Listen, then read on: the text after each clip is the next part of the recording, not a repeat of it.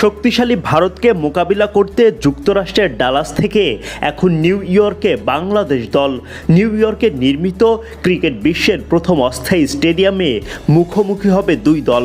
Bangladesh Bharat match দিয়ে যাত্রা শুরু হবে স্টেডিয়ামটির। ড্রপ ইন পিচে হবে খেলা।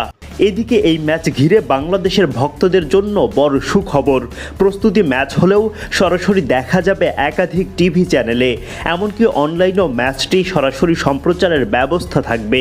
বাংলাদেশ ভারত ম্যাচ মানে যেন বাড়তি উত্তেজনা কাজ করে দুই দলের ভক্তদের মাঝে। বিশ্বকাপের আনুষ্ঠানিক প্রস্তুতি ম্যাচে শনিবার মুখোমুখি হবে দুই দল। বাংলাদেশ ভারত লড়াইয়ের উত্তেজনা, তাই তো দুই দেশের একাধিক টিভি চ্যানেল ও অনলাইন মাধ্যমে ম্যাচটি উপভোগ করতে পারবেন ভক্তরা।